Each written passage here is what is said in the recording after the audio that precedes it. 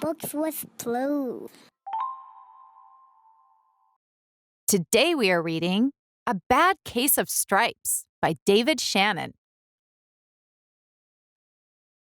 Camilla Cream loved lima beans, but she never ate them. All of her friends hated lima beans, and she wanted to fit in. Camilla was always worried what other people thought of her. Today she was fretting even more than usual. It was the first day of school, and she couldn't decide what to wear. There were so many people to impress. She tried on 42 outfits, but none seemed quite right. She put on a pretty red dress and looked in the mirror. Then she screamed. "Ah!" Her mother ran into the room and screamed too. "Oh my heavens!" she cried. "You're completely covered with stripes!" This was certainly true.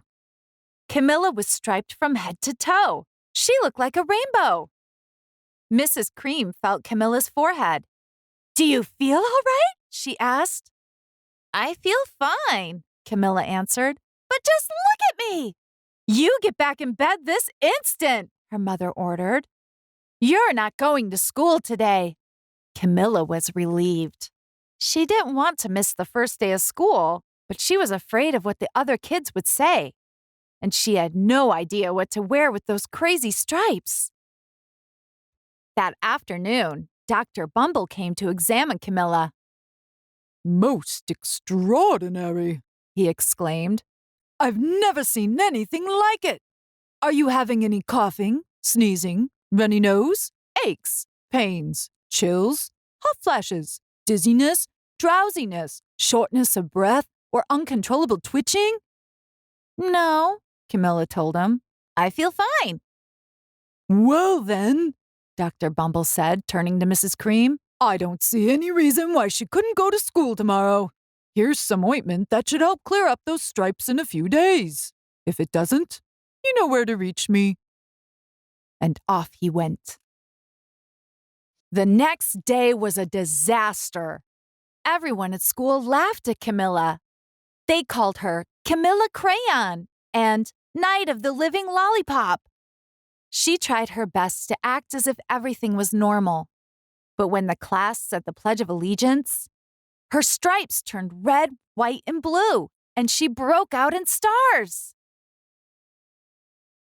The other kids thought this was great. One yelled out, "Let's see some purple polka dots." Sure enough, Camilla turned all purple polka dotty. Someone else shouted, "Checkerboard!" and a pattern of squares covered her skin. Soon, everyone was calling out different shapes and colors, and poor Camilla was changing faster than you can change channels on a TV. That night, Mr. Harms, the school principal, called. "I'm sorry, Mrs. Cream," he said. "I'm going to have to ask you to keep Camilla home from school. She's just too much of a distraction. And I've been getting calls from the other parents. They're afraid those stripes may be contagious." Camilla was so embarrassed. She couldn't believe that 2 days ago everyone liked her. Now, nobody wanted to be in the same room with her. Her father tried to make her feel better.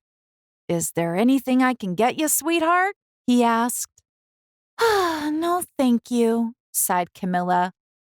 What she really wanted was a nice plate of lima beans, but she had been laughed at enough for one day. Well, yes, I see," Dr. Bumble mumbled when Mr. Cream phoned the next day. "I think I better bring in the specialist. We'll be right over." About an hour later, Dr. Bumble arrived with 4 people in long white coats. He introduced them to the Creams. "This is Dr. Grop, Dr. Sponge, Dr. Cricket, and Dr. Young." Then the specialist went to work on Camilla. They squeezed and jabbed, tapped and tested. It was very uncomfortable. "Well, it's not the mumps," concluded Dr. Grop. "Or the measles," said Dr. Sponge. "Definitely not chicken pox," put in Dr. Cricket. "Or sunburn," said Dr. Young. Try these, said the specialist. They each handed her a bottle filled with different colored pills. Take one of each before bed, said Dr. Grop. Then they filed out the front door, followed by Dr. Bumble. That night, Camilla took her medicine. It was awful. When she woke up the next morning, she did feel different. But when she got dressed, her clothes didn't fit right. She looked in the mirror, and there, staring back at her, was a giant, multicolored pill with her face on it. Dr. Bumble rushed over as soon as Mrs. Cream called. But this time, instead of the specialist, he brought the experts. Dr. Gourd and Mr. Mellon were the finest scientific minds in the land. Once again, Camilla was poked and prodded, looked at and listened to. The experts wrote down lots of numbers. Then they huddled together and whispered. Dr. Gourd finally spoke. It must be a virus, he announced with authority. Suddenly, fuzzy little virus balls appeared all over Camilla. Or possibly some form of bacteria, said Mr. Mellon. Out popped squiggly little bacteria tails. Or it could be a fungus, added Dr. Gourd. Instantly, Camilla was covered with different colored fungus blotches. The experts looked at Camilla, then at each other. We need to go over these numbers again back at the lab, Dr. Gourd explained. We'll call you when we know something. But the experts didn't have a clue, much less a cure. By now, the TV news had found out about Camilla. Reporters from every channel were outside her house, telling the story of the bizarre case of the incredible changing kid. Soon a huge crowd was camped out on the front lawn. The Creams were swamped with all kinds of remedies from psychologists, allergists, herbalists, nutritionists, psychics, an old medicine man, a guru, and even a veterinarian. Each so-called cure only added to poor Camilla's strange appearance until it was hard to even recognize her. She sprouted roots and berries and crystals and feathers and a long furry tail, but nothing worked. One day, a woman who called herself an environmental therapist claimed she could cure Camilla. Close your eyes, she said. Breathe deeply and become one with your room. I wish you hadn't said that, Camilla groaned. Slowly, she started to melt into the walls of her room.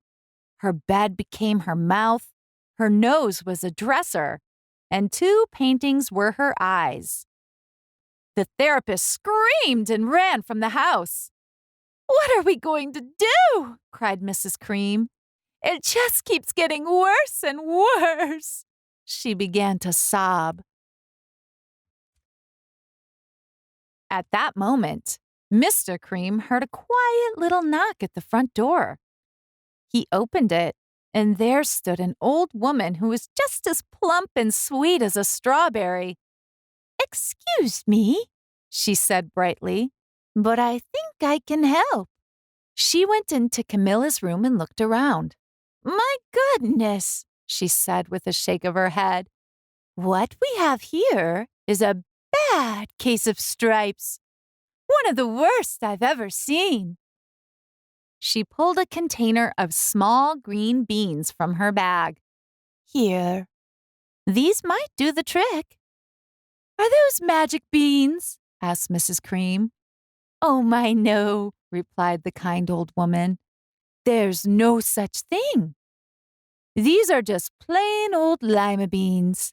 I'll bet you'd like some, wouldn't you? She asked Camilla. Camilla wanted a big, heaping plate of lima beans more than just about anything, but she was still afraid to admit it. Yuck, she said. No one likes lima beans, especially me. Oh, dear, the old woman said sadly. I guess I was wrong about you. She put the beans back in her bag and started toward the door. Camilla watched the old woman walk away. Those beans would taste so good. And being laughed at for eating them was nothing compared to what she'd been going through. She finally couldn't stand it. "Wait!" she cried. "The truth is, I really love lima beans." "I thought so," the old woman said with a smile. She took a handful of beans and popped them into Camilla's mouth. "Mmm," said Camilla. Suddenly, the branches, feathers, and squiggly tails began to disappear. Then the whole room swirled around. When it stopped, there stood Camilla, and everything was back to normal. "I'm cured!" she shouted. "Yes," said the old woman. "I knew the real you was in there somewhere." She patted Camilla on the head. Then she went outside and vanished into the crowd. Afterward, Camilla wasn't quite the same. Some of the kids at school said she was weird, but she didn't care a bit. She ate all the lima beans she wanted, and she never had even a touch of stripes again. Thank you for reading with me. Come back soon. Don't forget to like and subscribe to Books with Blue.